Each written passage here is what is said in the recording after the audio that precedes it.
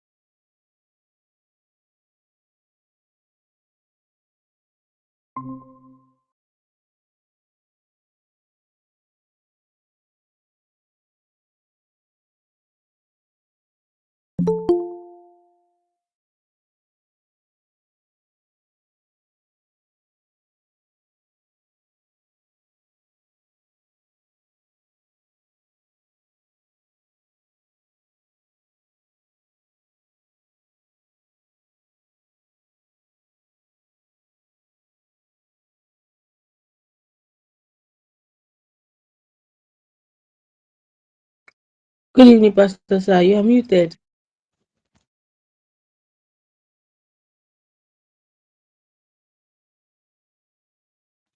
Yes, sir. Thank you, sir.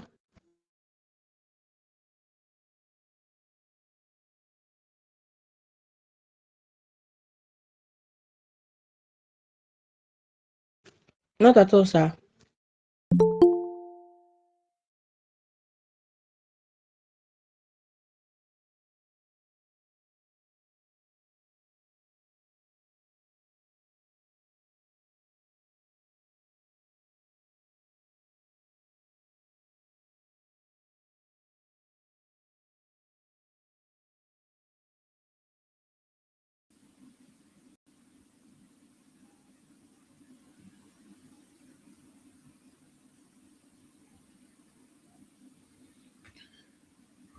Okay, we still have very limited people here, so I'm waiting for others to join. Please let's join quickly so that we can start on time and we can close on time.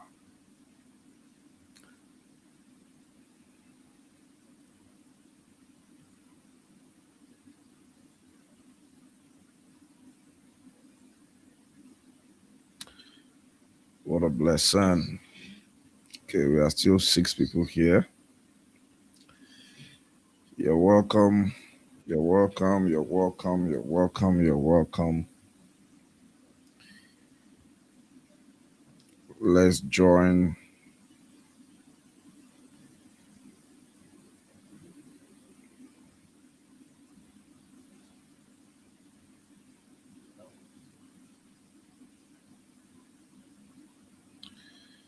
Let's join the conversation.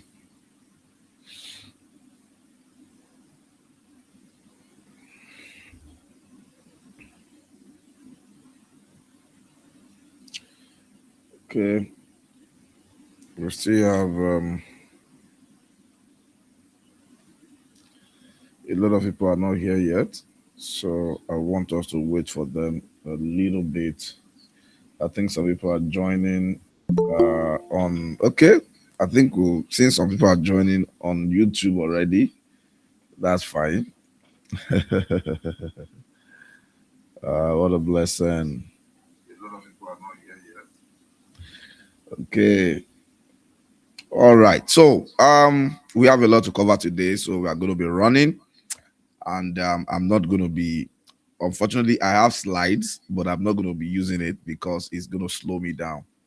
But I promise to share all my slide with you pretty much later. So um, let's share the link. Just like I said, this is free, so we are also streaming on YouTube. You can share the link with your friends; they can join on YouTube, and also you can. I mean, that's for the live. Once we are not live again, we would not we will take the video down. So immediately after the end of this session, the video will not be live again. All right. So I need just one person to tell me what they learned yesterday or what stood out to you yesterday. Just one person. You can unmute. I mean, it's only those who are on chat that can do that.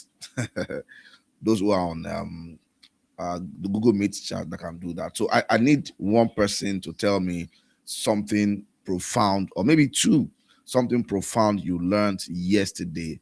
Yes, yes, yes, yes. Let's be fast about it. Something profound you learned yesterday. Yesterday we learned, I think, intellectual capacity and what? I think that's all we were able to cover, unfortunately. So okay, and we also learned a few things from Mr. Promise. I remember that. I still remember the story shared. So yes, is anybody sharing with us something that stood out to you last night? Yes, yes. Anybody? Just unmute yourself and speak if you want to.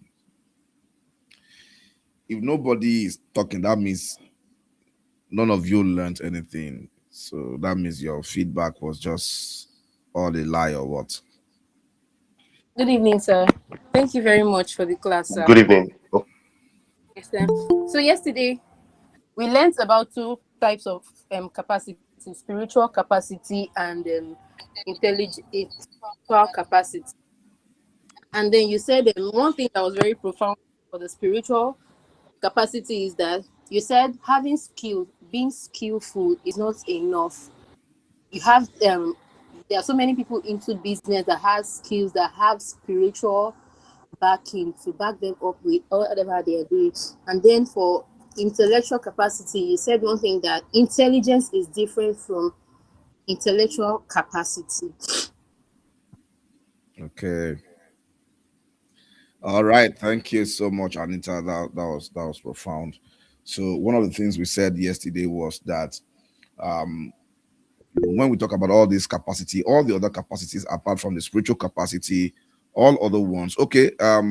Fato, you want to say something? Okay, just unmute yourself and speak. All right, sir. Thank you very much, sir. Thank you so much for yesterday's teaching. Yesterday we spoke about spiritual capacity and the intellectual capacity.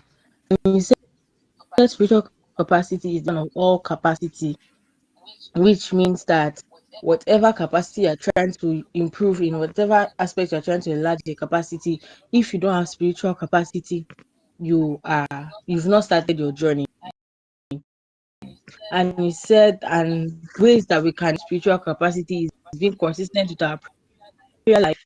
We should feed on the word daily, fasting and prayer, loving, living in obedience and loving one another. That was some of the things you told us about spiritual capacity. And then we went forward to the intellectual capacity and said that intellectual capacity is not the same as intelligence. Intellectual capacity, you said that it is a way that is the ability of you to keep learning, thinking, and thinking clearly and applying wisdom to whatever you are doing. And said no spiritual capacity or no spiritual blessing can be yours except you have the intellectual capacity to receive it. And I wrote down my note. I said God might want to bless you with something big, but it comes to you to confirm if you are big enough, if your mind is enough to accept it. The blessings of the Lord is not small. His blessing is big, but your mind can restrict the blessing that the Lord wants to give you. That was what stood out for me yesterday's class. Thank you so much, sir. Thank you. Let's hear from Mr. Promise. I think I saw his hand up. Yes. Unmute yourself and share with us. okay, thank you very much, sir. I think the two earlier speakers did justice. However, I would like to add, um, with regards to the intellectual capacity, you made it very clear that being intelligent is not enough. And you differentiated it from just being what they call dormant intelligence. Oh, I've read. Oh, I know. No, it's your ability to know and keep wanting to know or keep knowing. So it's a continuum, not a fixated or a destination. However, you made it also clear that that same intelligence or the intellectual capacity is not just that you know, or that you are just you keep knowing, but you are also applying in real time circumstances or events. So it's not that you are accumulating like a container, but that you are a moving, working solution. Now, with regards to spiritual capacity, yes, you call that the bedrock or the foundation of every other capacity. You made it very clear that it's very possible you can be intelligent, you can be smart, you can have great relationship, you can have every other form of capacity. But when you are deficient in spiritual capacity, you are you have lost the most, that's the credo, the crux of one's very existence. You made it very clear that everything, I think you made us to even type it, that it is a spiritual that controls the natural. So everything that we see manifesting in the physical realm or in the physical world actually emanates first from the spiritual. And I think at the time you made mention of an example like, do you think everybody who sits down in the boardroom just comes like the way you came prepared because you have read? Some people have spiritual backings, and I think that is one thing that stood for me, because in as much as I'm in a business space, we always want to pride ourselves that we understand this, we know this, we have read this, we have experienced this. But the truth is, there are people who just have some way or somehow they are always going to get the biggest contract, get the biggest deal, not because they are the best, but because there is a backing, there is a bedrock behind what we see in the physical. Thank you. All right. Thank you so much. What a blessing. All right. So thank you everyone. You have all spoken well, and I believe that tonight we'll be learning much more than we did last week, last night. So I want to ask a question, and I want everybody to participate. We can use the chat box or the comment box on YouTube. So either you drop your comment on the chat box here um, on the comment box in the on the YouTube. So I want to ask you I mean, with some of the exposure you have or knowledge you have of all the many capacity we talk about or we've at least mentioned, which one would you think is the most important that eventually determines the success of a man or the achievement of a man in life? Yes, anybody? I just want you to just type it there. Just type it. Spiritual capacity, okay. Spiritual capacity, okay. Yes, yes. Spiritual capacity, okay. Yes, spiritual capacity. Body spiritual capacity. Wow, what a lesson. Yes. Any other person? Two more answers, then we'll be on our way. Two more answers. More than this today. I don't know why we are still few here. Yes, I need one or two more. What capacity do you think is the most important capacity to your success?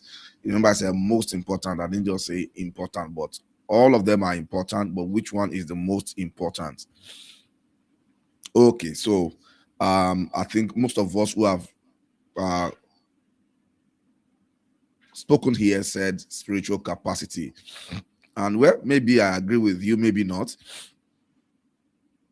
I think all the types of capacities are very important, very, very important. Now, let me say this: for me, apart from let's say the eternal, life or being born again, apart from that, when it comes to the importance of many of these capacity, I would think that the one of the most important, though it's I mean it's so tight, but I believe that one of the most important capacity is emotional capacity.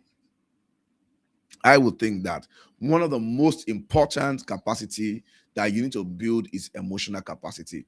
In fact, one of the greatest misconceptions among people, maybe everybody, is to think that the majority of success in life is determined by maybe spiritual, intellectual, um, and other kinds of capacity. But I believe that one of the most important that determines success above many other capacity that you need to build is emotional capacity. Even spiritual capacity, um, it's emotional capacity that also show that you have spiritual capacity in some ways. All right.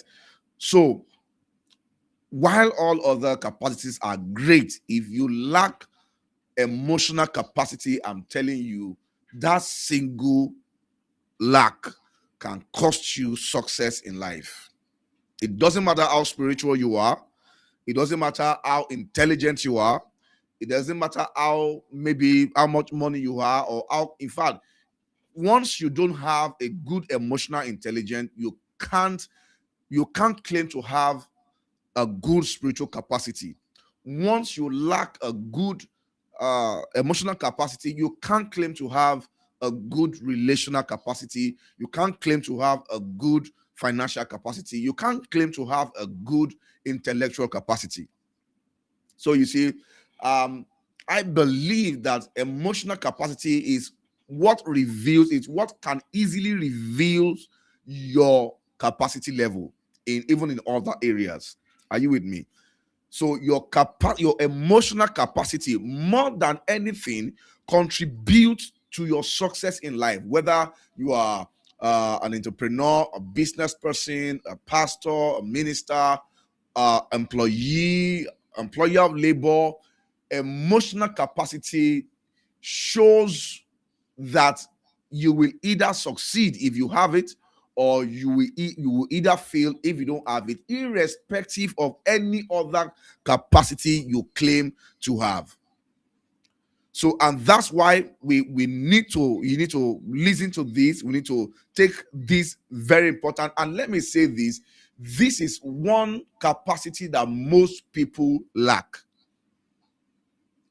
And let me say, maybe this is also the missing link why many people are not successful. This is the missing. Yes, they can pray, they can fast, they read the word of God and all that, but they fail the emotional capacity test. All right. There are many people, they are very, so to say, they are intelligent, they are gifted, they are talented, but you see, talent and gift certificates and all your whatever it is can open a door for you, but it takes emotional intelligence to stay in that door. There are many people, I mean, for instance, if you're a business person, you discover that there are times you have hired people for their gift, but you have fired people for their lack of emotional intelligence. So you can hire people for their, I want you to type that down. Type that down. You can hire people for their gifts, but you will fire them for their lack of emotional intelligence. Type it, type it, type it, type it. I want us to engage more than ever before. You can hire people for their gift, but you fire people for their lack of EC, emotional capacity or emotional intelligence, EI. So I want you to type it, type it, type it, type it, wherever you are, type it, type it, type it, type it. That's why you see that a lot of employer of labor, when they are interviewing people, they talk about their competency, they talk about their certificates, what they can do. But emotional capacity is who you are, and it's core to your success in life. And let me tell you this: you need to pay attention to building emotional capacity, because that will single-handedly affect every other thing that you do. So what's emotional capacity? Now, emotional capacity is simply having the ability to understand, regulate, and appropriately express your emotions while responding wisely to life's challenges and relationships. Simply put, emotional capacity is the ability to manage your emotions. Is the ability to manage your emotions. Now, several times I've told us that emotion is not a bad thing. When God created man, he also created emotion. God actually created emotions. All right. Part of the man man is made of three things. Man is three components. Man is spirit, soul, and body. And in the soul, which is the personality of the man, one of the expression of the soul is emotion. So emotion is not as a result of the fall. Emotion, type it there, type it there. Emotion is not as a result of the fall. No, no, no, no, no. Man did not begin to have emotion because Adam fell. No, emotion has been part of the makeup of man from the beginning. From the time God created Adam, or the first man, emotion was part of the makeup. So we don't have emotions because we fall or because we sin. All right. So I want you to type it there. Emotion is not as a result of the fall. Emotion is not as a result of the fall. Please type it, type it, type it, type it, type it, type it, type it there. Emotion is not as a result of the fall. So emotion is part of man. So how you manage, how the capacity, the ability to manage your emotion is what we call emotional capacity. Ability to use and engage your emotion in a way that it becomes productive, that you become productive, you are able to fulfill the plan and purpose for your life, irrespective of your situations or circumstances. Now, let me tell you this. Emotional capacity is having able to regulate your life internally, irrespective of what life throws at you. Now, you can't determine what life throws at you, but emotional capacity determines how you react to what life throws at you. And how you react to what life throws at you is what determines whether you will succeed in life or not. I don't know if you are getting what I'm saying tonight.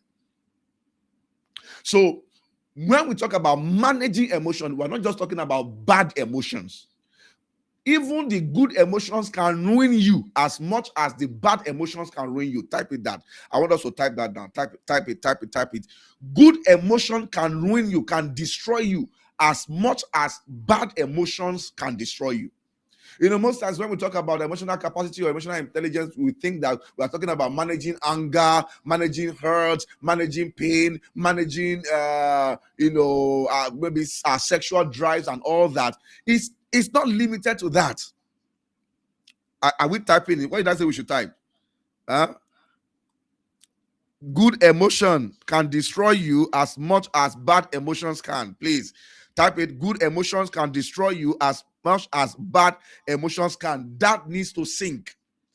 That needs to sink, because many of us, we are aware of our bad emotions and we try to control our bad emotions, but we are not aware of our good emotions, and we are not aware that even our good emotions need to be managed.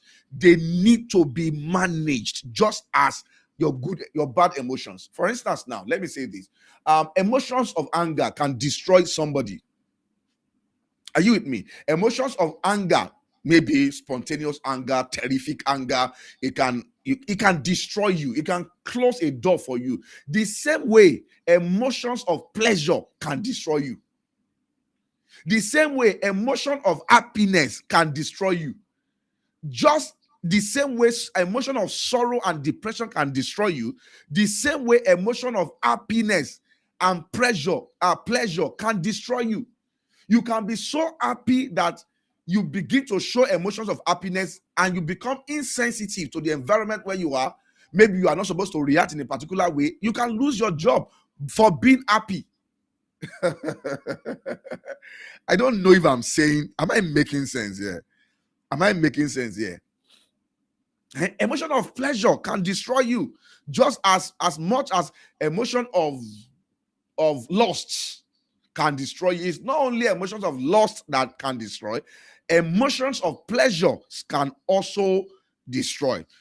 So emotional capacity is when you have the ability to put your emotions under control, whether good or bad, irrespective of the pressure or of life's pressure. For instance, ability to remain stable under pressure. There are some people that when they are happy, they can't control themselves. Do you know that there are some of us, when we are happy, we just dash money anyhow? If you can't, for instance, now if you go to party, and the person, the musician, is now eulogizing you. Juwon Owolabi, if I don't have the ability to control my happiness, because your head will swell. If you don't now have the ability to control your happiness, you can go and spend from the money that somebody keep in your hand. Why? Because you are happy. And before you know it, you can destroy that relationship because you don't have another money to give the person back. A lot of people, do you know, a lot of people, it's not emotions of sadness or sorrow that destroyed them. It was emotion of pleasure, happiness, good emotion, joy that destroys them. I get what I'm saying now. Ability to manage disappointment without quitting. Your boss spoke to you anyhow, and you are so angry and you are so disappointed, but can you still hold on and not quit? Because quitting may mean that you react. Ability to undo success without being proud. You just eat one money, bam. That can destroy your life if you don't know how to control your emotion. There are emotions that money brings. There are emotions that some alert brings. Do you get what I'm saying now? Are you with me, guys? Are we together? Are we together? I need to know that we are together, right? So, ability to also receive correction without resentment, ability to forgive without bitterness, ability to lead without insecurity, ability to work with people who are better than you without feeling insecure, ability to love without manipulating or feeling manipulated, ability to endure hardship without losing faith. You see, emotions are more spiritual than we think. Because let me tell you now, when you look at the fruit of the Spirit, which are, so to say, spiritual, you discover that most of the fruit of the Spirit has to do with emotions. Write it down there. The fruit of the Spirit are manifestations of emotions, or they manifest as emotions. Write it. The fruit of the Spirit manifests as emotions. So you see, emotions are more spiritual than you think. They are not just it's just anger or it's just happiness. Are you getting what I'm saying? I want you to type it down. Emotions are more spiritual than we think. The fruit of the Spirit manifest as emotions. Can somebody give me in the comment box, mention the fruit of the Spirit that you know?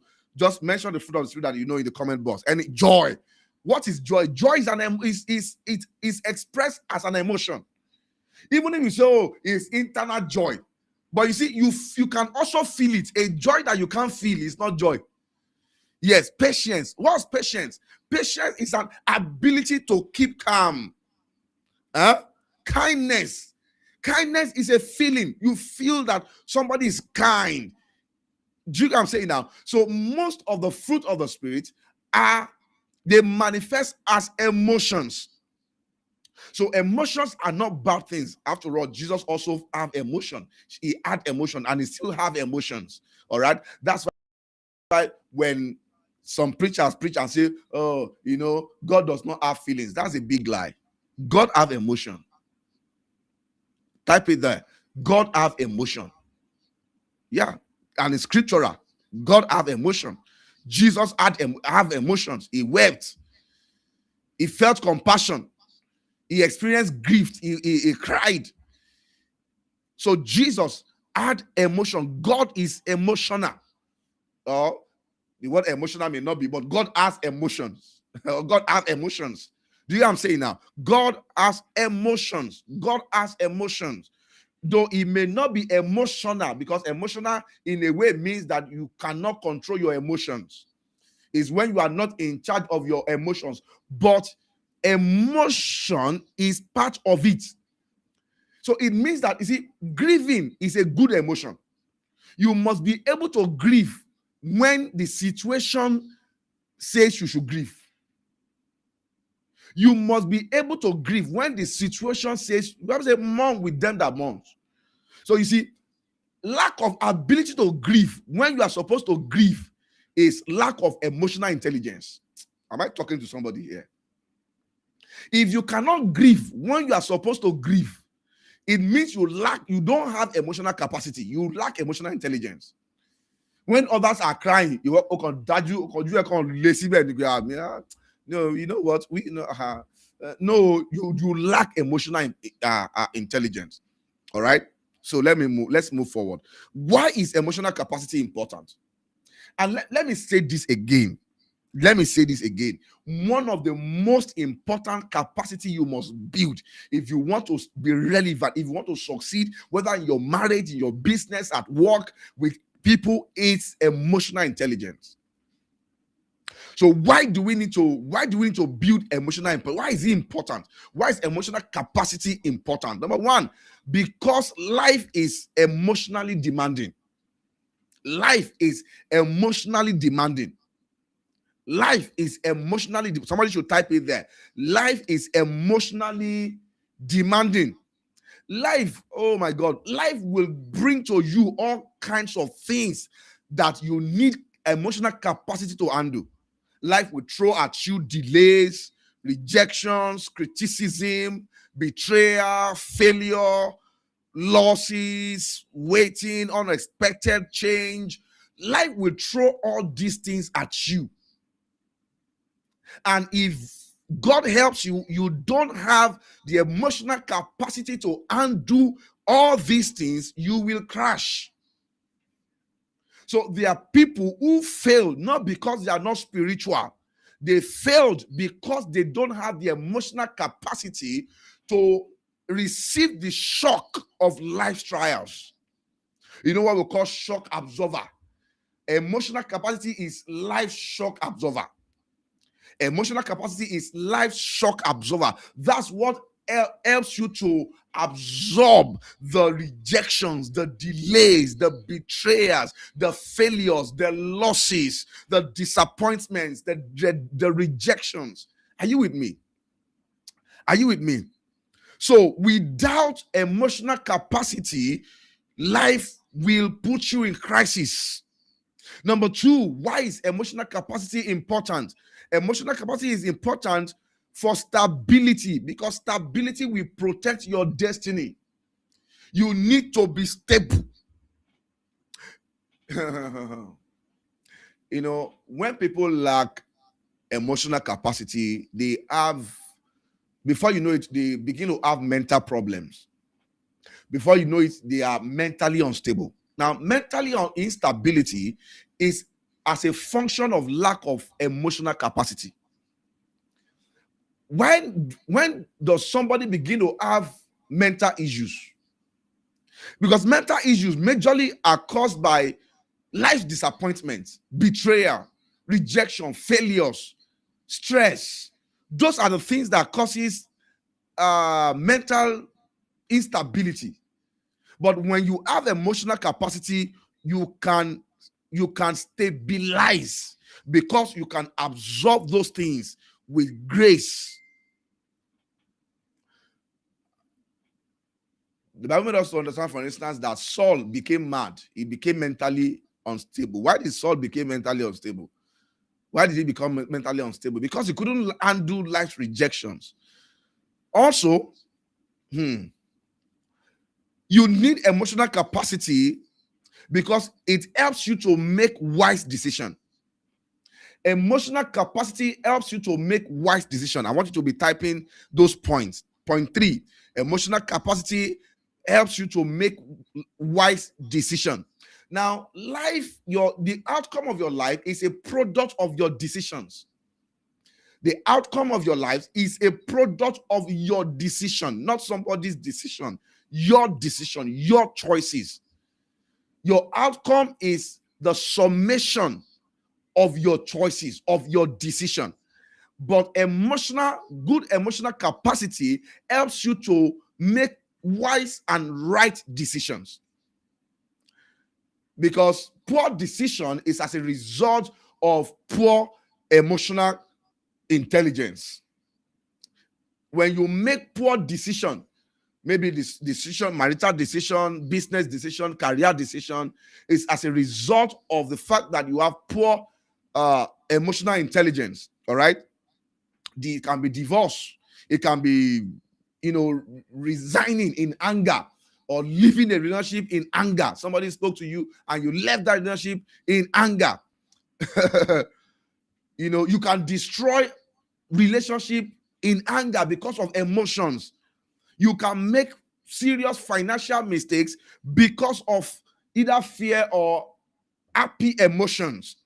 So emotions should inform the decisions you make. And the only way you can make right decision is when you have a good emotional capacity or intelligence. Number 4, it determines the health of your relationships. It determines the health of your relationship. Now, you need to understand that your emotional capacity is what will determine the health of your relationship. Not just, I'm not talking about love relation, I mean all relationship, whether to your relationship with your pastor, with your church members, with your spouse, with your boss, with your parents, with your everybody. And you see, the reason why people have a very, very poor relational stuff is because they lack emotional capacity. They don't have the capacity to relate with people. You see people, excuse me.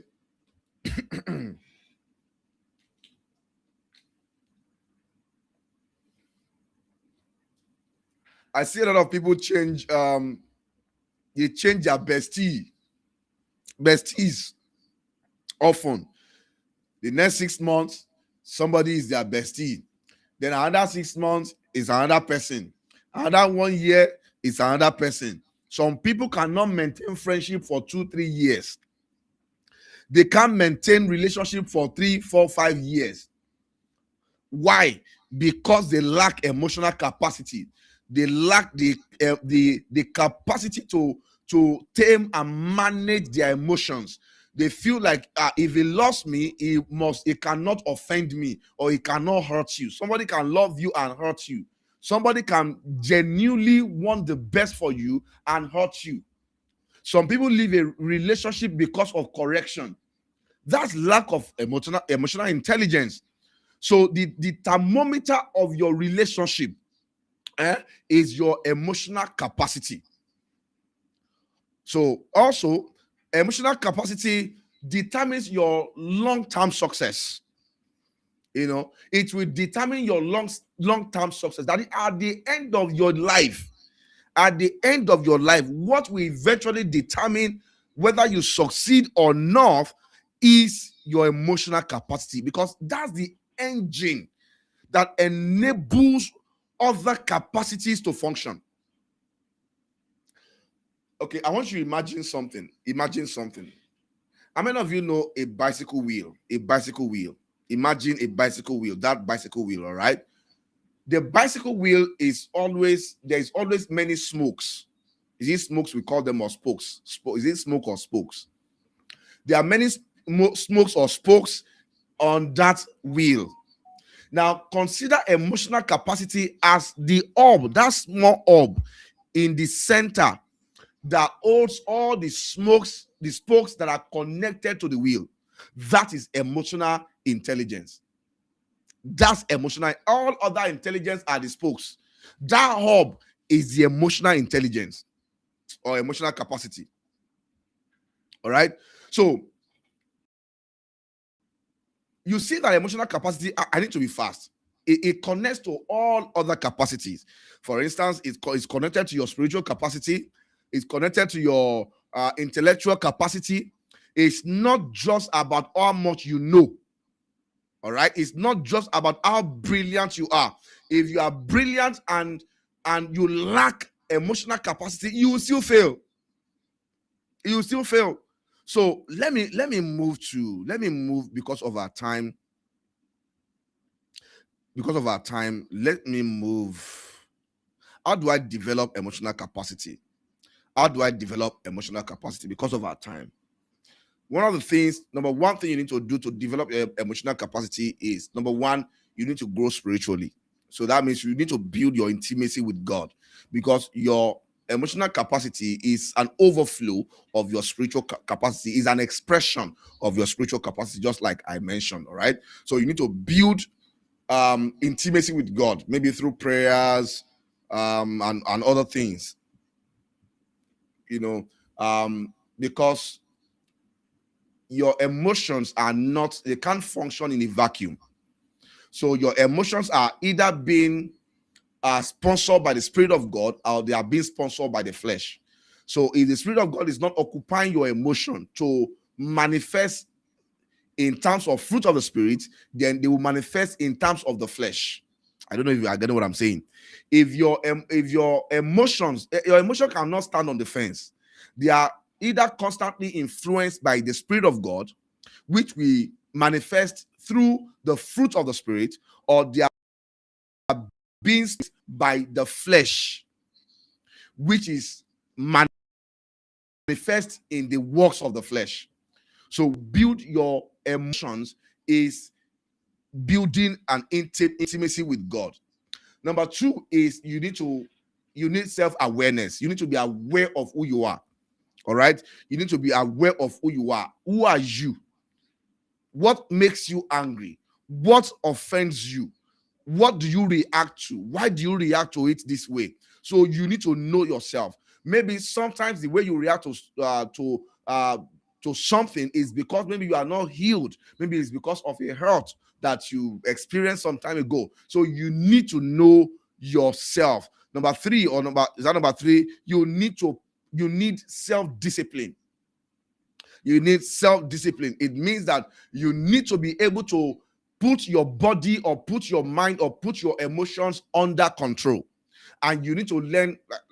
For instance, I can't teach you everything here. So what we are here for is to learn how to learn. All right. So you too, you need to go and learn, okay, how do I discipline myself? How do I discipline my emotions? All right. So also you need to practice forgiveness. You need to practice forgiveness. You need to practice forgiveness. Then, most importantly, number 5, you need to renew your mind. You need to renew your mind. Your mind is part of what influences your emotion. All right. Then you need to be able to accept corrections. Then you need to build healthy relationship. You need to build healthy relationships. Okay. So I want us to quickly go and do our our assessment on emotional intelligence. So I would like Pastor Motolade, please help me send the link to the group, both to the group or the chat box here. So we are going to take 5 minutes to quickly do that. All right. We are going to do that. Then we're going to reassess or assess ourselves on seeing the place or our level when it comes to emotional intelligence capacity. All right. So everybody will be doing that. I will also be doing it. So I want you to, let's go together. It's dropped here. It can be dropped on YouTube too for those who are on YouTube. All right. Emotional capacity in assessments. Okay.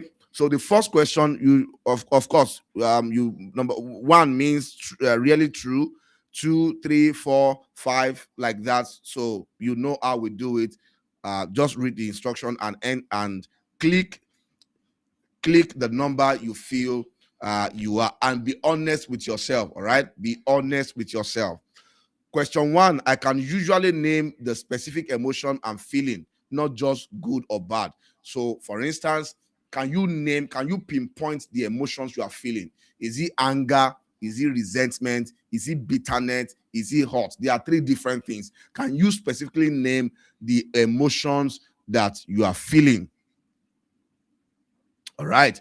Number 2, I notice physical signs of stress, tight chest, clenched jaws before I consciously feel upset. Is that you? Click whichever one you feel like you are. I understand why certain situations trigger stronger reactions in me than others. Do you understand why you react to certain things? Maybe when somebody said something, why do you flare up? Why do you become angry? Please answer that. I understand why certain things or situation trigger stronger reactions in me than others. I'm often surprised by my own outbursts or showdowns as if they came out of nowhere. There are people that are actually they are surprised. They don't know why they react that way, or they are just they are surprised that they are so angry. Is that you? So please click whichever one. I can tell the difference between feeling anxious, angry, and disappointed rather than lumping them together. Okay. Self-regulation. When something upsets me, I can pause before responding.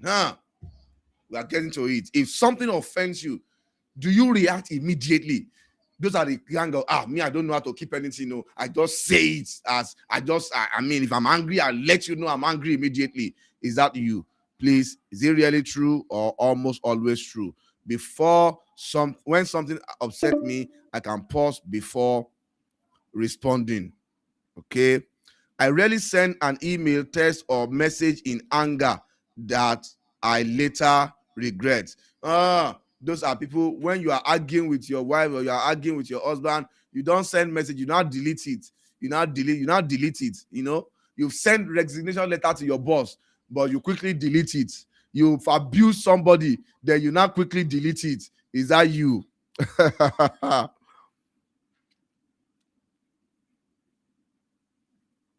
I can stay steady and think clearly during a crisis or high pressure moment. All right. Small setback can derail my mood or focus for the rest of the day. Are you on that table? Small thing like this, you've lost that day. You become unproductive throughout that day. Okay, I think some people are already giving us answers. All right. I have healthy ways to release stress rather than lumbering it. Okay. I understand the deeper why behind my current goals. Yes. I can tell when fear or insecurity rather than genuine conviction is driving a decision. I keep going on hard tasks even when there's no immediate reward or recognition. My mood depends heavily on external validation, likes, praise, follows, share. I regularly examine examine whether my ambitions still align with my deeper values. I can usually tell when someone is upset, even when they haven't said anything. People tell me they feel heard and understood by me. I can see a disagreement from the other person's point of view, even when I don't agree with them. I am often blindsided by conflict or disengagement that, looking back, had obvious warning signs. I ask questions to understand others' feelings rather than assuming I already know. I address conflicts directly rather than letting it go unnoticed, unspoken. I can give critical feedback in a way that helps rather than wounds. I can receive, please be honest, be honest. I can receive critical feedback without becoming defensive. I tend to avoid difficult conversations and hope things resolve on their own. People trust me to stay calm and fair when tensions are high. All right, so type, what's your rating? What's your rating? All right, I want you to type your ratings there. What's your rating? What's your rating? What's your rating? All right, I want to see it. Anybody? I want to see. Yes. What's your rating? 99 over 125. Okay. 97, 95. Okay.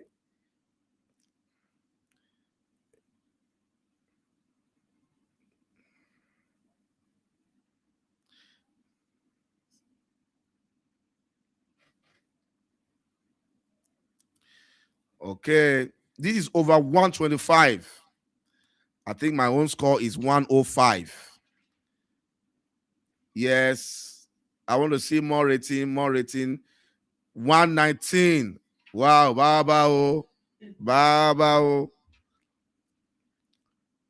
Yes, 90 over 125, 84. Courage, 84. 71. Ruth Paulson, 71. What a blessing. Yes. Any other person, 105. On YouTube, 105. Okay. Okay. I think the highest we have is 119 over 125. So you see, the more your mark is, the more emotional capacity you have. The less your mark is, the less emotional capacity you have. So if you have 70, 71, 60, 50, it means that you need to urgently work on your emotional capacity. Okay, somebody have 115. 115. So it just shows you how much of emotional capacity you currently have now. So, all right. So that being said, let's share some key principles here. Some key principles here. Emotional maturity is not the absence of emotions, but the master of them. So when we say you are matured emotionally or you have emotional capacity, we are not saying that you don't have emotion. We are saying that you know you have mastered your emotion, whether good emotions or bad emotions. No, emotional maturity does not mean you suppress your emotion. No, that's not much. There are people who suppress, they are just numb. No, that's not emotional capacity or maturity. All right, managing them, mastering them is different from suppressing them. All right, let's move to the second capacity we want to treat tonight, which is relational capacity. Relational or relationship capacity. Relational or relationship capacity. Now, I consider this the chief of all capacity or the king of all capacity. And of course, of course, your emotional capacity is what will influence your relational capacity. So if you have a very bad emotional capacity, you can never have a good relational capacity. So I want you to type this down. A good emotional capacity is the bedrock for a great relational capacity. Type it down. Type it down. A good emotional capacity or a strong emotional capacity is the bedrock for a great relational capacity. A strong emotional capacity is the bedrock for a great relational capacity. Can we type that? Type it. Let's type it. Let's type it. Let's type it. I want to see at least five people typing that before I move on. All right. Okay. A strong emotional capacity is the bedrock for a great relational capacity. Now, you see, when it relates to success and fulfilling your destiny, what is the most important capacity you must have? It is relational capacity.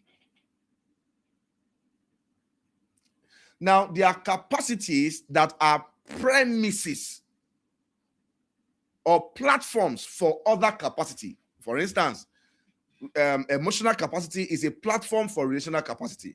Intellectual capacity is a platform for relational capacity. Spiritual capacity is a platform for relational capacity. You see, all those things are platforms. They are like springboard for capacities like relationship or relational capacities. Are you getting what I'm saying now? So for you to be able to have a good relational capacity, you must have a good spiritual capacity, emotional capacity, and intellectual capacity. Amongst all these, relational capacity, I think we single-handedly contribute 50% to your success or achievement in life. See, write it down. Your fulfillment in life is not just about your competence. It's not about what you do, it's about who you know. And let me tell you, if you understand this one, you will not have problem. Oh my God. Your accomplishment in life is not just a function of what you do, it's a function of who you know. Write it down. Write it. I want to see it. I want to see it. Write it. Write it. Write it. Write it. Write it. Write it. Write it. Your accomplishment in life is not a function of what you do, it's a function of who you know. I think if I say this and we close this, we are done. We are done. See, this, don't ever forget this. This, don't ever forget this. It's not a competence is great, but life eventually is not about competence. It's about relationship. See, when you understand this one, you will never struggle in life. You will know where to invest. How do I explain this? Why? There are things that your children will do. Hello, there are things that your children will do that you will not judge them, or you will not cast them out. But there are things that somebody you don't know will do. Okay, let's take for instance. Let's say your child needed medical attention. Your child needed attention, and you cater for the medical attention of your child. Then somebody randomly, somebody you don't know, also needed medical attention, and they came to you for help. And you have money just to rescue one person. Who will you rescue? Who will you rescue? Please answer. Your child is 20 years old or 15 years old. The other person that you don't know the person from Adam. Who will you rescue? I want everybody to type their answer, please. Who will you rescue? Your child or the stranger? Who will you rescue? Your child or the stranger? Who will you rescue? Okay. I want everybody to respond. Two people needed medical emergencies, and you have just enough money for one. One of them is your child. The other is somebody you don't know. Who will you rescue? Please, will you think about it twice? Will you even think about it twice? Then, should I help my child or should I not? Now, can I ask you, why are you helping your child? Let's say the name of your child is Tunde and the name of the stranger is BC. Why are you helping Tunde? You are helping Tunde because of the relationship you have with Tunde. See, let's say BC is very intelligent. BC has first class. BC graduated with first class. BC can speak Queen's English. BC had 3 degrees, 10 PhD. But your child is a dropout. Who will you still help? Hello, BC. BC is the stranger. They say BC has first class, so she has 10 PhD, 3 degree, 5 masters. Meanwhile, your child is a dropout, and they both need medical emergencies. Who will you help? Who will you help? You will still help your child.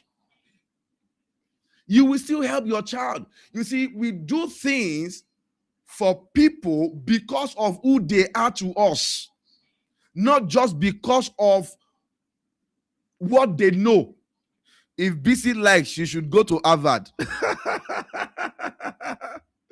That's the truth. If BC likes, she should go to Harvard, have a degree in Harvard, have a PhD in Cambridge. You will still help your child. Why? Because of who she is to you, not because of what she can do. So you see, people help people because of who they are to them, not because of what they can do. Are you getting what I'm saying? So you see, one of the greatest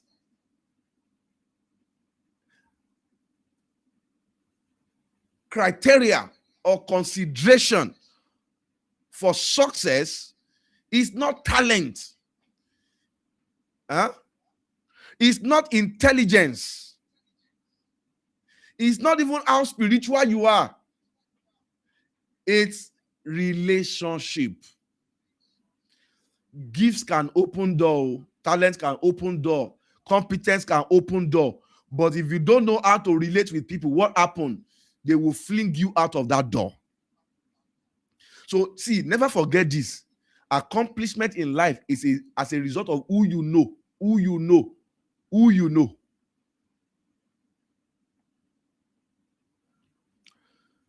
God has never designed anybody to succeed alone.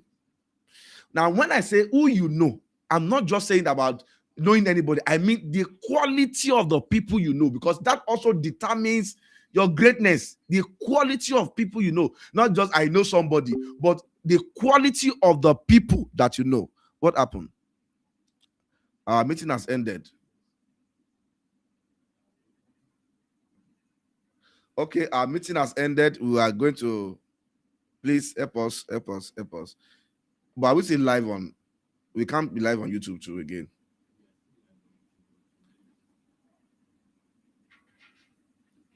Hallelujah.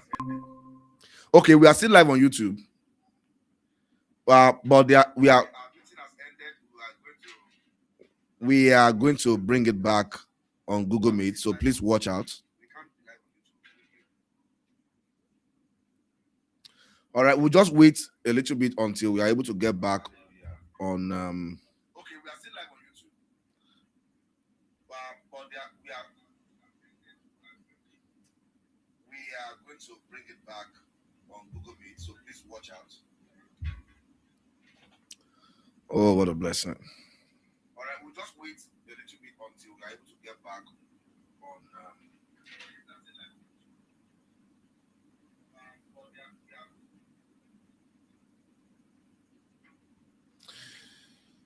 Okay, for those who are on YouTube, just wait for us a little bit. Wait for us a little bit before we.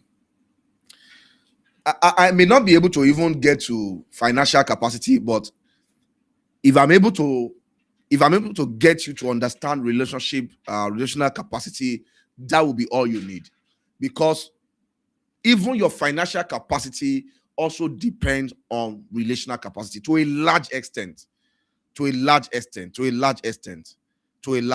So please, are we back again? To a large extent. We are here. Okay. All right. So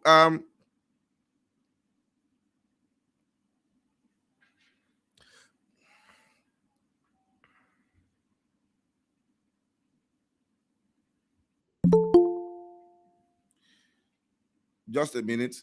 Please, let's join on YouTube until the link is resent back here. Have we sent the link now? Oh, okay. All right. I think the link is back.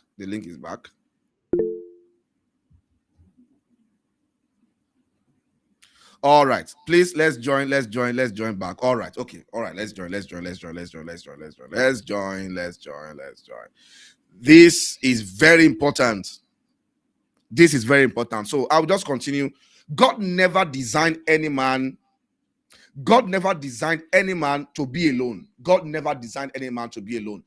Relationship is one of the reasons for creation. Even God himself is not alone. We have God the Father, the Son, and the Holy Spirit. He said in Genesis, let us make man. So God himself is not alone. And he definitely did not create man to be alone. So he said, when God created Adam, one of the first time God used a negative word is when he said it is not good for a man to be alone. It's not good for a man to be all one. All right. So it's not good for a man to be all one. So it means that you are created for a relationship, and your accomplishment, the fulfillment of your purpose is based on that. You can never succeed alone. So you need to know that you can't you can't boycott relationship. You cannot boycott. The absence of some categories of people in your life will mean that you can't succeed. The absence of some categories of people in your life will mean that you cannot accomplish the purpose and plan of God for your life. It's as simple as that. It's not pride. It's not I can do. No. It takes humility to recognize that you can't succeed without people, without certain kinds of people in your life. By the way, if you missed my message on Sunday, I think I preached on something along this way on Sunday. Am I right? Yeah, I preached along this something like this on Sunday. So you can go and watch my video on Sunday, to give you perspective on that. All right. So what is relational or relationship capacity? I'll be using that word interchangeably, either relationship or relational. What is relationship capacity or relational capacity? It is the ability to develop or build, the ability to build, nurture, sustain, and maximize healthy relationship that advance the purpose of God for your life. It's the ability to develop, to build, to nurture, to sustain, and maximize healthy relationships to advance God's purpose for your life. Can you help me type it? Can somebody help me type it out? Help me type it out. Help me type it out. Yes, let's type it out. Relationship capacity is the ability to develop, build, nurture, sustain, and maximize healthy relationships that advance God's plan and purpose for your life. Can I see somebody type it? Let's type it. Let's type it. Let's type it. Let's type it. Let's type it. Ability to build, to develop, build, nurture, sustain, and maximize healthy relationship to advance God's purpose for your life. Very, very important. Very, very important. So let me break it down. Let me break it down. When you talk about relational capacity, number one is that you have the capacity to connect with people deeply. That's number one. You have the ability to connect with people deeply. I want us to please, let's write. It's very, very important. Writing contributes to your understanding. So when I'm saying type it, it's not just that I want to see your engagement, but I know that it helps you to comprehend the things that you are learning. All right. So when you are typing or you're writing, it helps your comprehension. All right. So first of all, relational capacity means that you have the ability to connect with people deeply, not just on the surface. Oh, Lagbaja does not mean you have built a relationship capacity or you are mature relationally. So it means that you must be able to connect with those people deeply. So number one, ability to connect with people deeply. Can we type that? Type it, please. Let's be fast. Ability to connect with people deeply. Number two, ability to love people genuinely. Ability to love people genuinely. Number three, ability to understand people correctly. Now, some of the things I'm teaching is not even in my notes. So, ability to understand people correctly. You see, if you can't understand or you don't understand people correctly, you can't connect with them deeply. So, maybe that even should come to number two or so. Ability to what? To understand people correctly. That is, you must be able to understand people correctly. Circle that word, correctly. Number four now? Number four, ability to communicate with people effectively. Ability to communicate. Now, communication, I'm not talking about English. I'm not talking about grammar. I'm talking about ability to communicate, for people to understand you, for you to understand them, to be able to converse and transport information between yourselves in a way that you understand and you comprehend. Number five, ability to resolve conflict wisely.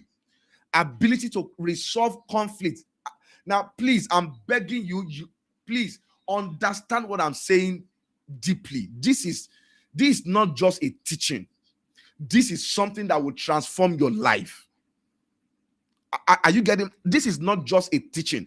This is something that will transform.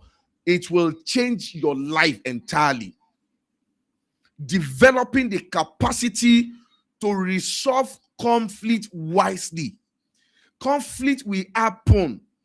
Ability to resolve it wisely is what will determine your greatness, your success, your progress in life. Number 6, is it number 6 now? Ability to work with different people or different personalities. My God. Ability to work with different personality. That's when we say you have strong relational capacity. You can't just work only with the people you like. In life, you can't just work with with only people you like. You can't just work with people of like minds or like faith. Sometimes you need to work with people you don't like. You need to work with difficult people. You need to work with people of other faith. You need to work with people that has other values. You need to work with people that are different from you. Ability to work with people of different personality is what we say is relational capacity. Are you getting what I'm saying now? Ability to work with people who are different from you. Number 7, ability to build trust. I mean, don't joke with this. Ability to build trust. Let me tell you, most of the financial transaction you will have in your life will be based on trust. So you see, when you lack relational capacity in terms of building trust, you have already lost 80% of money that can come to you. Are you getting what I'm saying?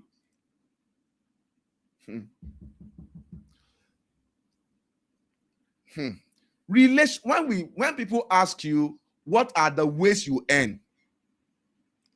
When people ask you, what are your sources of income? Many of you don't know. Relationship is a source of income.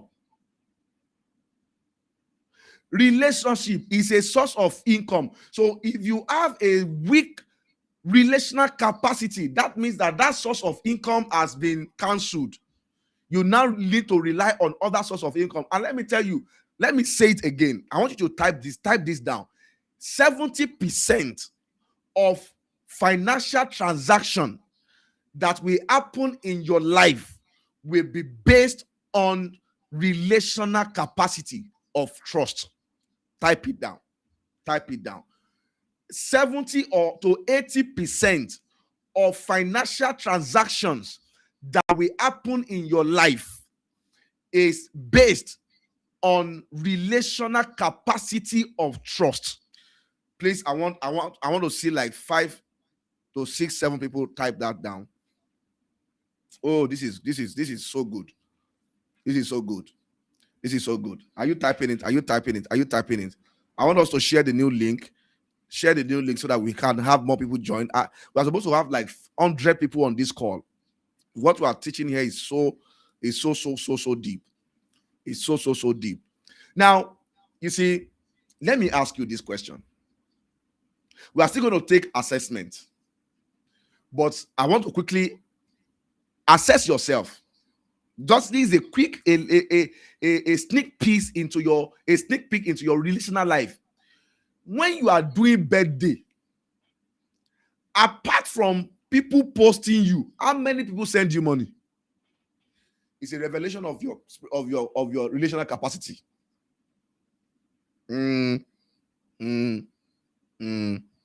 Apart from they post you, how many people send you money during your birthday? Or I mean, because that's one of the ways. It shows that you have built some kind of capacity. It's because people don't send you money based on what, I mean, on your birthday, for instance. It's based on your relationship with them, how smooth you act with them. That's what, makes them to either buy gifts. How much of gifts do you receive? Not the one, I mean, let me not say, on this day a queen is born. That's all. On this day a queen is born. That's all. Some of you even put your account number in case you want to give me gift. You put a account number on your status. With all the account number on your status, how many alerts did you receive? How many gifts did you receive with all the birthday list that you post? My birthday list. How many of those lists were realized? It's a sign that you are either relational bankrupt or you have relationship capacity. Are you with me? Are you with me? Relationship is a source of income. I'm telling you, I earn more on relationship, more than I earn on maybe other things, on selling books. Maybe I should tell you. Relationship more than selling books. So what I'm saying is that you could be earning a lot even from relation. I'm not talking about dating, no. I'm not talking about 5 love relationship and I'm dating like 10 guys at the same time. Say, relationship is a source of income. No, that's not what I'm saying.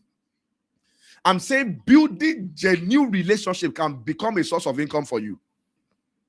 All right. What are we? Number 7, right? Relational capacity means ability to maintain loyalty. It means ability to maintain loyalty, ability to be loyal to someone and for someone to be loyal to you. That's what relationship capacity means. Number 8, relationship capacity also is the ability to forgive others. It's the move past hurts, offenses, and forgive people. That is relationship capacity. It's only few people that are typing. It's only few people that are typing here. Lastly, relationship capacity is the ability to collaborate with others for greater impact. Your ability to collaborate with others. Let me tell you this. If you compete with others more than you collaborate with others, you have a weak relational capacity. If you constantly compare yourself and compete with others, I think you should type that. Type it. If you compete more than you collaborate, you have a weak relational capacity. Type it, please.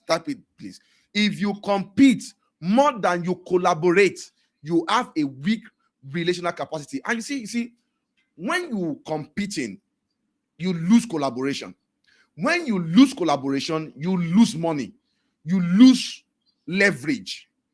I will share with you. I will share some things with you very, very soon. So when you compete, you are always comparing yourself. You are always competing with others, competing with your friend, competing with your spouse, competing with people.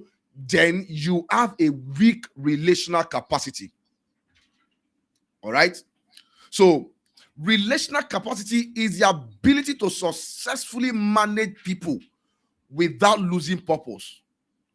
It's the ability to successfully manage people without losing purpose. I'm not saying becoming slaves to people. No.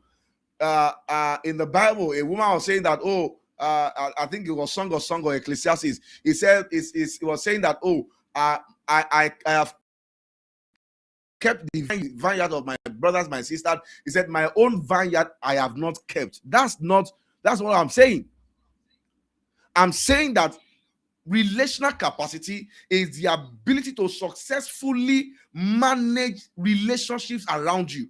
All the relationships around you, mentorship relationship, marital relationship, parental relationship, friendship, and all those relationships without losing your purpose.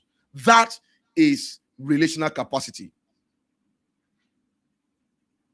Now, just like I said, God is a God of relationship. Why does why is relationship capacity, why is it important? Relationship capacity, why is it important? Why? Destiny are fulfilled through relationship. Destinies are fulfilled through relationships. Destinies are fulfilled through relationship. Are you with me? Destinies are fulfilled through relationship. You cannot fulfill your destiny in isolation. See, can I tell you, you don't have choice.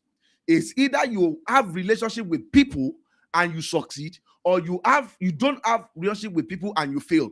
There, you can't stand on the fence. You have to build that skill. I'm telling you, you have to know how to relate with people. You can't sit and say, me, I'm just an what do they call them? Introvert. I just don't know how to talk to people. I just don't know how to relate with people. You know, when I have a friend for 2 months, before you know it, they start irritating me. Before you know it, we don't talk again. Oh God, you need to intentionally build that capacity. What it shows you is that you lack that capacity, and you need to build that capacity. I'm not here. There are people I'm not seeing on this chat too. I'm not seeing brother Precious. I'm not seeing Courage. Okay, I think I'm seeing Courage. There are other people I'm not seeing. Let me see you. Let me see you. The only way I'm seeing you is your what's it called? Is your comments. That's how I know that. I know some people are on YouTube too. Now, let me tell you. Do you know one of the problems we are having today, which is a big problem? I've said it before. One of the biggest problems we are having today is people are becoming socially shy, or people are becoming less social. And one of the reasons why people are connecting online, but they're not connecting in life. I should write that down. People are connecting online, but they are not connecting in life. There are lots of people who have friends online, but they don't have friends in life. Oh, write it down. That's a punchline. Write it down. People have friends online, but they are lonely in life. So they have 5,000 followers, but they are dying of loneliness. So we do more of online community. Why we don't have live community? You don't talk to your neighbor, but you talk to a friend on Facebook who is in US. If you have problem, who is going to come to rescue you in your immediate environment? So children are becoming, teenagers and young people are becoming less and less social. And that's a big, big, big problem. They don't know how to relate with people. They are people shy. And I'm telling you, you can't stay in that cocoon. You have to break out and do something about it. It's not something you can do without. You can't do without relationship. You need people, strategic people, to fulfill your purpose in life. Joseph, despite his gift, is a great dream interpreter. He needed the butler. Without the butler, he will get nowhere. David needed Jonathan. Ruth needed Naomi. Esther needed Mordecai. Mordecai needed Esther. You need me. I need you. With all my wisdom, if I'm just teaching here and there's nobody here, what will happen? Nobody fulfill destiny alone. So God uses people as channels of his blessing to connect with what you need to fulfill your destiny. Are you still with me here? Number 2, relationship multiplies capacity. Capacity creates leverage. Type it. Why is relational capacity important? Relationship multiply capacity, then capacity creates leverage. Relationship multiplies capacity. Capacity creates leverage. Let me give an example. Give you an example. The widow, the widow or the wife of the son of the one of the sons of the prophet in 2 Kings chapter 4. She had oil, but she does not have vessels. She had the oil, but she lacked the vessel. Now, she needs the oil to multiply. And she needs to go and borrow vessels. How will she borrow vessels? From people she had relationship with. So let's imagine our miracle is in the multiplication of the oil. But the multiplication is determined by the relationship that she had. So it means that if she had 10 relationships, she has access to 10 empty vessels. If she had 1,000 relationships, she has access to 1,000 empty vessels. You see, she had the oil, but the leverage to multiply the oil is based on the relationship that she has. Are you there? Are you still there? Are you still there? So you see, your strength, your gifts, your talent alone is not enough for your destiny to speak. Sometimes you need platform that you didn't build. Sometimes you need to borrow vessels, ideas that somebody originated.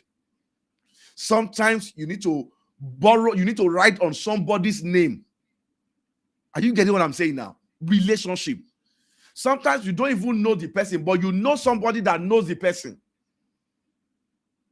I was sharing in church the other day how we needed a bed in FMC badly, and there was no bed in the emergency.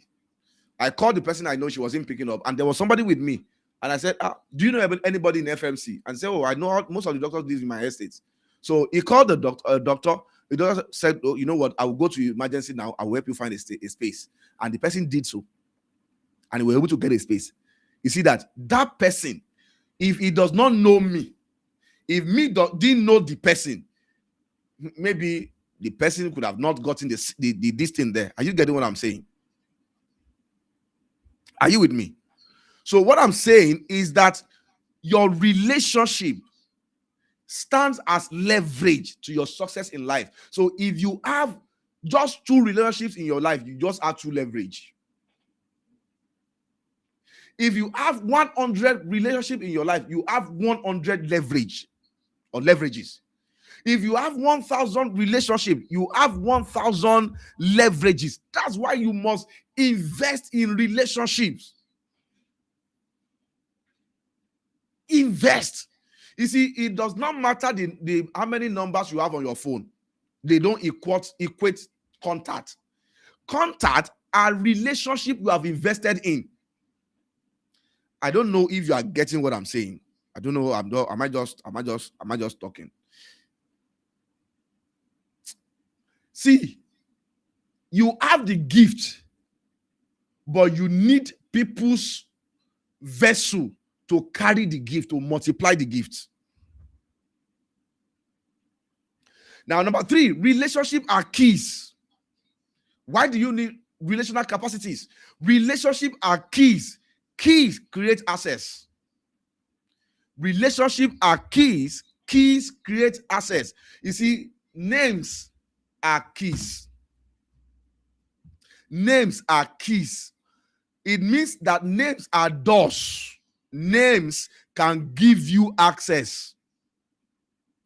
See, there are places you will never be able to enter without a name, without a reference. Are you getting what I'm saying now? Keys will give you, what's the purpose of a key? The purpose of a key is to unlock an access or to block access. There are names some people will hear and say, oh, because this person recommended you, you know what? You have it. You know, I've told you, it's not what you can do, it's who you know. When you can do something and you don't know the right people, you will still lack the access. But when you know somebody and you can do it, then you have an advantage. Number 4, leadership capacity without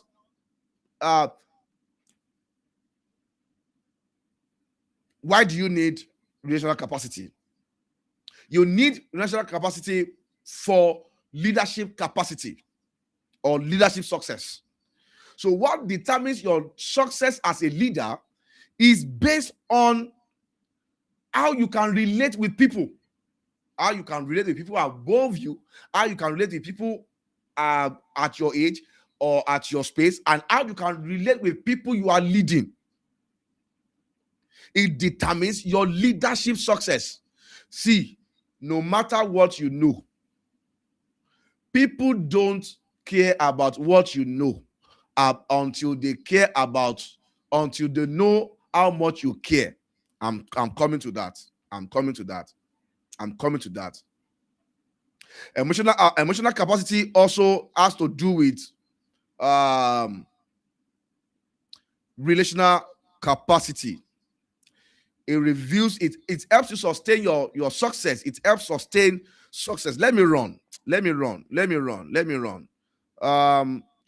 But here, let me talk about what are the consequences of lacking relational capacity. If I don't have relational capacity, am I still okay? You are not okay. Oh. If you don't have relational capacity, you are not okay. Number 1, isolation. You will be isolated. People begin to gradually withdraw from you. People gradually withdraw from you because they see that you are not relational. You don't know how to manage relationship. Not because they hate you, but because relating with you is exhausting. Relating with you is exhausting. Having you in their corner is not an advantage. So people begin to withdraw from you because it's exhausting having you as a friend. Number 2, repeated conflict. You are always fighting. Why? Because you don't know how to relate with people. You are always getting offended, always getting hurt, always angry because you don't know how to relate. Everywhere you go, problem follow. Everywhere you go, you fought with everybody. You fought with everybody. Only you fought with everybody is a sign that you lack that capacity. Number 3, loss of opportunities. When you don't have a good relationship with people, they stop recommending you. They stop partnering with you. They stop promoting you. They stop talking about you. You see, opportunities are relationship sensitive. Many opportunities come because of relationship, not because of competence. I'm telling you. Do you know how many people, when we first started the church, are you still here? Those who are on YouTube, are you still here? When we first started the church, there are people who say, oh, do you know anybody who can do this, I have this opportunity at my place of work. Then we will recommend people and say, okay, you know what, go and work there. And unfortunately, most of the people we recommend don't have relational and emotional capacity. So most times they mess up those opportunities. And you know what? We stop recommending. We stop telling people directly that, oh, you know what, would you want to apply for this job? Most times you say, oh, there's this. I will just put the advert there. Whoever sees it should come for it. So you see, when you lack a relational capacity, recommendation stops, partnership stops, promotions begin to reduce, opportunities begin to reduce. Opportunities are relationship sensitive. Don't ever forget that. Business failure occur. You see, business don't fail because people are not intelligent. Yeah. Business don't fail because people are not intelligent. Businesses fail because there are no customers don't return. Customers don't come back. Because employees resign. Because partners leave. Because investors lose confidence in you. That's why businesses fail. That's I said, 70% of your financial success is based on relationship. Because You can't even keep customers. Nobody buys something from you and come back because you abuse them. When they give you feedback that your product is not good, you tell them that that is buying that something is now. Hey. So customers don't return. You don't have returning customers. Am I still with somebody here? Is somebody, at least one person, getting what I'm saying? Family breakdown. Family breakdown.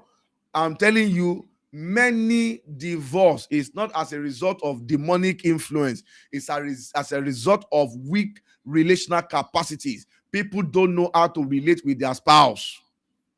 So what happens when we build a strong relational capacity? You discover that even our marriages, our families begin to thrive. And I'm not just talking about marriage between you and your wife. I'm even talking about relationship between you and your father, you and your children, you and your cousins, you and your nieces, you and your friend. I mean, family relationship, extended family relationship. There is a breakdown in many families today because they lack capacity for relationship. When you lack this capacity, there will be emotion. You just discover that because relationships are not working and we are wired for relationship, you just discover that you are emotionally drained. Why? You are not wired for loneliness. You are not wired to be lonely. You are not wired to be alone. But when you can't manage relationship and people begin to leave, relationship begin to fail, family begin to break down, marriages begin to break down. Before you know it, you are isolated. And the heaviness of isolation brings depression and exhaustion. And before you know it, something else is happening. What are the enemies of reason why you are not developable, or you don't have capacity for relationship? Why you can't develop things that are standing in your way of building a good or strong relationship capacity? One is pride. Pride. You are too proud. When you are too proud, you can't relate with people. People can't relate with you. You are on the high horse. You feel you are better than everybody. You feel you are more intelligent than everybody. You feel like nobody's on your level. You are like this. And I'm telling you, when people are around you and they are always feeling like a nobody, before you know it, they start leaving you. So pride. You want to dominate every conversation. You want to win every argument. It shows that you lack relational capacity. Sometimes, even when you know more than people, sometimes you pretend as though you don't know. That's both emotional capacity or intelligence on its way to building relational capacity. I don't know if people are getting what I'm saying. Pride destroys relationship. Number two, offense. When you are easily offended, which is a sign of weak emotional capacity, eventually you will destroy relationships. Offense will isolate you. There are many people who have left places they are supposed to be because of offense. There are people who have left relationship, people they are supposed to marry because they are offended.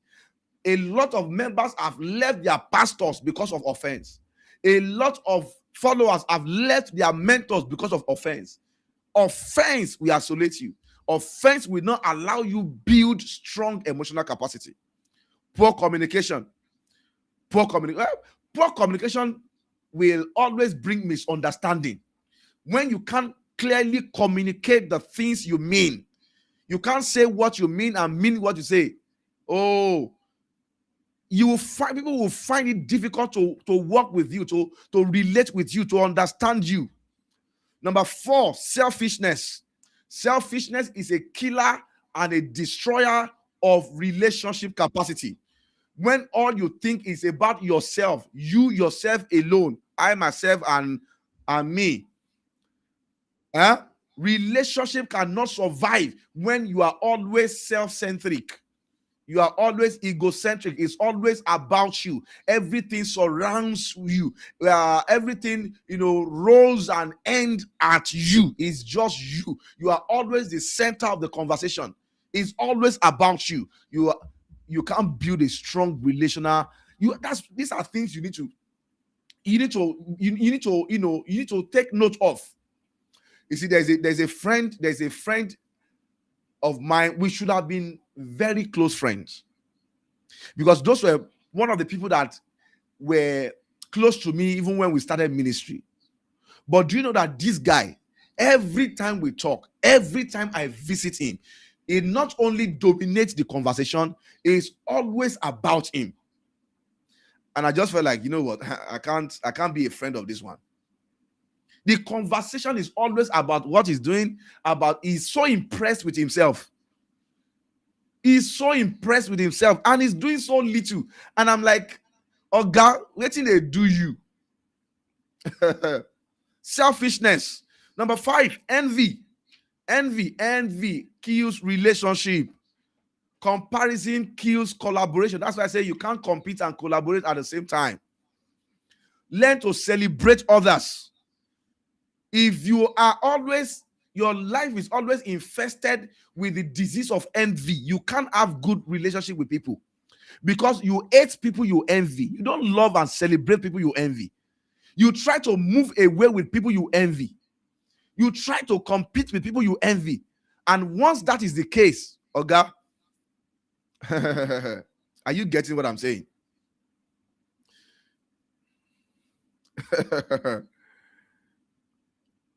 Huh? Envy.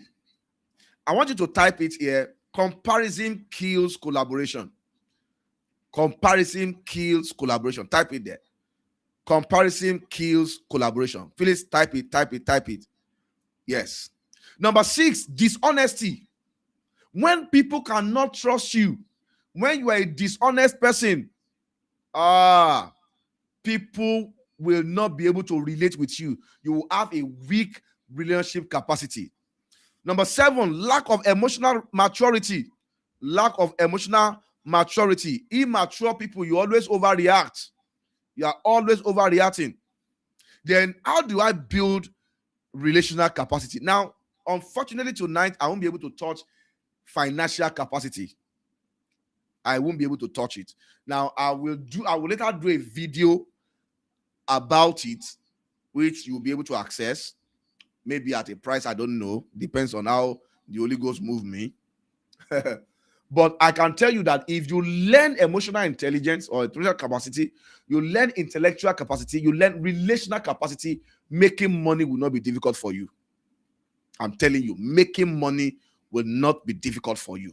But if I talk to you about how to make money and you don't know about relational capacity and emotional capacity, you will still not make any money. And that's why I consider these two capacity even more important than financial capacity, because they help you build financial capacity. So how do I build relational capacity? Number 1, love people genuinely. Have I said that? Love people genuinely. Not love people genuinely. Don't relate with people because of what you can get from them. Some of us, we are such a user. It's only things that will benefit you. You don't think, how will this thing benefit others? Love people genuinely. Love them because God loves them. Do you get what I'm saying now? Number 2, develop emotional intelligence. I've talked about that, so I won't repeat it again. Develop emotional capacity. Number 3, learn communication. Learn to communicate. Learn to communicate in the language that people understand. Now, let me say this. Communication and honor works hand in hand. Now, let me show you that communication is more than grammar. It's more than grammar. Now, let me explain this. For instance, let's say if I'm invited to an Igbo church, or I'm invited to a Celestial church to go and preach. If I'm invited to Celestial church to go and preach, where they wear sutana. Are you with me? They wear sutana and they don't wear shoes when they wear sutana. Now, relational capacity if I have built relational capacity, it will show in how I communicate with them. Now, how do I establish communication or relationship with them? If I go there to preach, I'm not wearing suits. So I'm able to communicate with them by wearing their sutana and not wearing shoe. You see, that alone is communication. That alone have made me to connect with them. When they see me, even though they know I'm not Celestian, but they see me and they saw that I'm wearing sutana and I'm not wearing shoe, already there is a connection. I have communicated and they have understood before I said a word or I say a word. So communication is more than grammar. It's far, far, far, far more than grammar. All right. So learn to communicate in the language that people understand. Learn to communicate in the language. Speak carefully. Clarify your expectations. Avoid assumptions. Don't leave gray areas. Let your communications be clear. Number 4, master conflict resolution skills. Master conflict resolution skills. Unfortunately, I don't have time to even be going through all this to explain all this. Number 5, become trustworthy. Become trustworthy. Build integrity. Keep your promises. Honor people. Number 7. Am I number 7 now? Number 7, care deeply. Care for people deeply. Now, let me say this. People don't care about how much you know until they know how much you care. Somebody should type that down. People don't care about how much you know. Oh, you are Wole, so you can't, glory to God, though. But they don't care about whether you're a professor. They don't care about your title. They don't care about what you look like. They only begin to care when they know how much you care. That's very, very important. To build connection with people, you must show care. You must show that you care about them. You must show that you care about them. Find a way. How do I show that I care about this person? You want to establish a relationship with somebody, show them, how do I care? Whether it's a rich person, whether it's a poor person, anybody you intentionally want to build a relationship with, you must care. You must show that you care, especially if it's a great person, because great people are used to people collecting from them. They are not used to being cared for. Great people are not used to being cared for. So one of the ways you can build relationship with great people is to care for them. Then learn forgiveness. Learn to forgive and practice honor. Practice honor. Honor people publicly. Don't reduce you. Hello? Honor does not reduce you. Honor those who are ahead of you, those who are behind you. Honor people correctly. Honor people accurately. Give honor to whom honor is due. Celebrate people genuinely. Number 8. Is it number 8? Number 9. Build strategic network. Now, don't just have anybody around you. Know where you are going and build relationship with quality people that you will need along the way. Don't just have everybody in your corner. No, it's not having a relationship does not mean relating with everybody. No. Having relationship means building strategic relationship. It means relationship that are relevant to your purpose, relevant to your destiny. Surround yourself with mentors, friends, spiritual fathers, accountability partners, destiny helpers, people who have something to do with where you are going. Are you getting what I'm saying now? So it's not just about I have people in my life. I have people in my life. It's about the people you have in your life. Do they have what it takes to help you? So build strategic network. Number 9, serve. Serve others. Serve others. Serve others. Serve.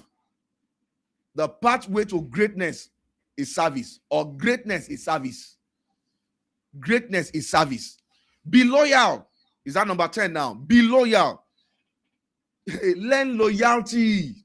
Hello, today loyalty is scarce, not loyal. And I believe that one of the reasons why people are not loyal is because people lack emotional intelligence. Do you know that people with weak or low emotional intelligence they don't understand loyalty? Nah, because they can't control their emotions. Just because you correct them, they are angry. All right. Number 10, build loyalty. Build loyalty. Loyalty sustains destiny. Be loyal. Be loyal. Then, is that number 11 now? Pray for your relationships. Pray for your relationship. Pray for the people in your life. There's a way prayer makes people submit to you. There's a way, see, the people you always pray for, they like you. That's it. You are looking for a way to get into the heart of somebody. Pray for them.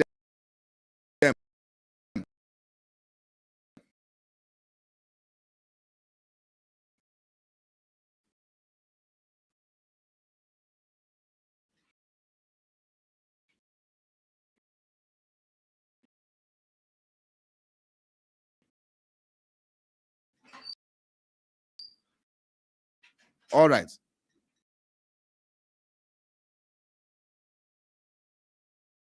Light every morning. I pray for my mentors, my spouse, every morning. I pray for my spiritual mentor, my fathers, every day. I pray for all those who are following me every day. Every day. So pray for people that are in your life every day. All right.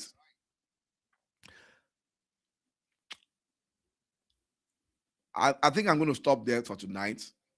I'm going to post the assessment form for relationship capacity. Can somebody help us post it? Pastor Motolade, please help us post it. My own light, my electricity just went off, so just manage it for now. All right. Okay. So let's have the assessment form for. I hope Pastor Motolade is still here. The assessment form for relationship capacity. Assessment. Okay, so that's the assessment form for relationship capacity. Let's go through it briefly, or let's go through it together. Let's see if we can go through it in 5 minutes, then we close for the day, and that will be the end of this capacity building webinar. And I believe that it's been a blessing anyway, even though we can't cover all the curriculum, but it's been a blessing. All right. So okay, so let's take the assessment form. Let's take it very quickly, very quickly. Self-awareness, okay, very quickly. Your ability to notice your own emotions, patterns, and triggers as they happen. Okay. I can usually identify what I'm feeling in the moment, even during a tense conversation. All right. I notice my own recurring patterns and triggers in close relationship. I can recognize when my mood is shaping how I'm treating someone else. You see what I said, that emotional capacity is a platform, is a platform for relational capacity. Okay. I can imagine how a situation looks from the other person's side, even when I disagree with them. I listen to understand what someone means, not just to prepare a response. People tend to tell me they feel heard or understood by me. Okay. I express my need and expectation directly rather than hinting or hoping others notice. Yeah. I can explain what I mean without over explaining, shutting down, or going silent. I check that other persons actually understood what I meant. That is, you must be, oh, do you understand what I'm saying?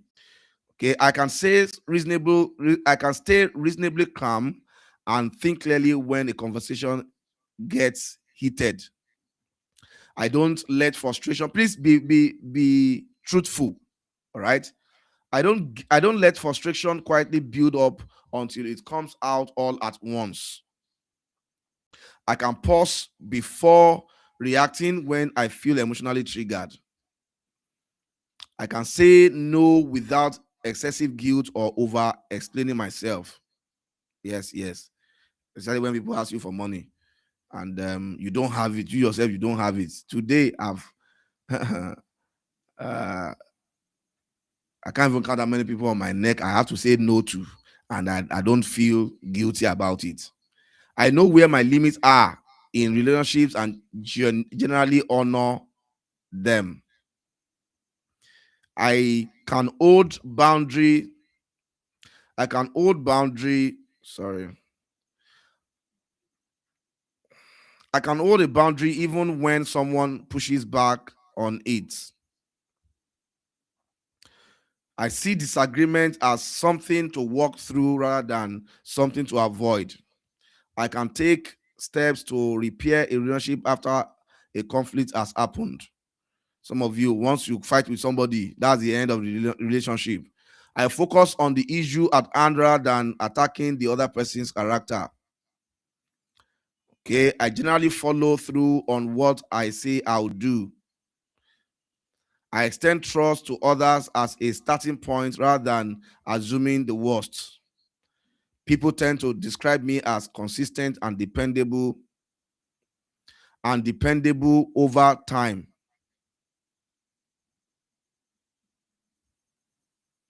All right. Okay. I think are we done? What's your total result over 21? Okay, over 105. I think I have 94 over 105. Yeah, let's post our results. Can you post your result, please? Post your result. 82. Somebody post 82. Yes. 82. Post your result. 102. 71. 96. Okay. Post your result. Post your result. 96. Yes, on YouTube. Are you guys taking the okay, 81? 81, yes. Other ones. Let's see. Let's see. Let's see. Let's see. Let's see. Let's see. Let's see your score. We'll wait one few more minutes, maybe 2 more minutes. Then that will end the end of this 3-day webinar on capacity building. I want to believe that most of you, as we have built a reasonable capacity, or you now go ahead and start building some of these capacities. Okay, 81, Sheifumi, 81, Courage, 81. Both of you are tied. Okay, Motolani 74 on YouTube, 74. Okay, it shows you where you are relational.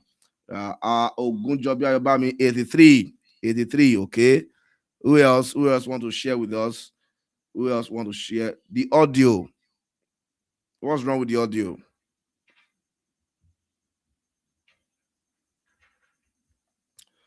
Okay, 83, 81. All right. So if you are still feeling yours, take time to feel them. Take time to feel your your assessment form and know where you are. So we are rounding up and ending this session on this note. Unfortunately, we can't take financial capacity, but I will make a video on it and I will ensure that it's out there. All right. So, all right, from 1 to 100, I want you to rate these 3 days capacity building webinar from 1 to 100. I want you to rate it from 1 to 100. Rate the capacity building webinar. How much have you been blessed? And also in one word, describe the 3 days. Describe it in one word. Yes. I'm with you. I'm with you. Yes, yes, yes, yes. How has it been? This 3 days capacity building webinar. 1, between 1 to 100, what will you rate it? And also one word to describe it. Maybe awesome, mind-blowing, amazing, great. Yes, yes, yes, yes, yes. I'm expecting. Yes, yes, yes. 100 for me. Oh, Tosin Akinde, is that Tosin from Canada? Good to see you. Courage. Okay, Paul Ruth Paulson said 90 over 100 because of the financial capacity. Okay, since you are giving me 90, I will not give you this financial capacity again. When I do a video, you will not see it. Okay, Peter Tafu says 100. Okay. Chinko says 95%. Yes, yes. Then, okay. All right. Yes, yes. It's been educative. Thank you. Um, one word. Now, let me tell you this. Let me say this as I close. This 3-day capacity building is not the capacity building itself. It's just an appetizer. It's just to show you what you need to do. Sheifumi said 99% life transforming. Thank you. So it's just to create an hunger, is to create a depth, is to show you and put you on the journey to build your capacity and which capacity to build. So don't stop at this webinar.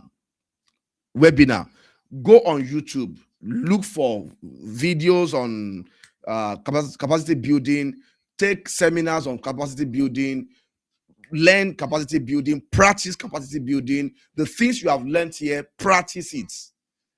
That's when the change you are open for will come. All right. It's not just going to be,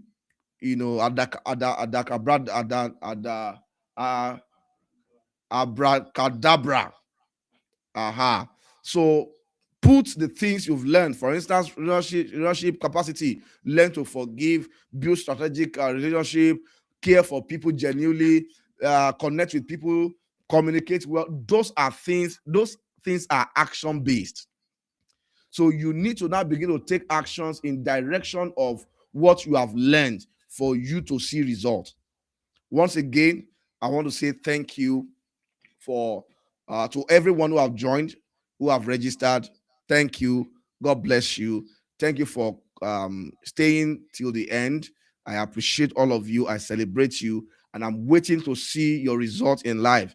I'm waiting to see you grow. I'm waiting to see you do big things. I'm waiting to see you make impact. All right.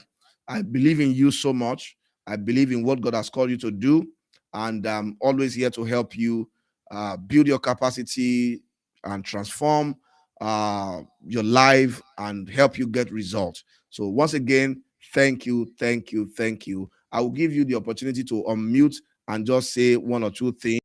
Just mute yourself and say something before we call it a day. I'd like us to pray together before we call it a day. All right. So thank you so much.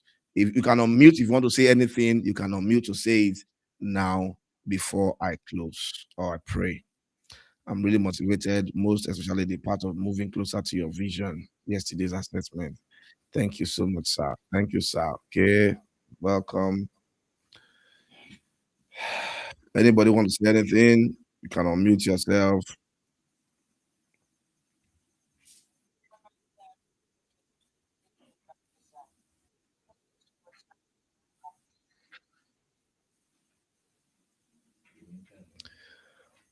Unfortunately, I think the meeting ended on Google Meet. The meeting has ended on Google Meet. I think we've exhausted our time, but thank you. I know you were going to say thank you. Thank you so much. Thank you, everybody. I appreciate you. I celebrate you. God bless you. See you some other time. I'll be hosting many of these seminars. See you some other time. God bless you. Okay.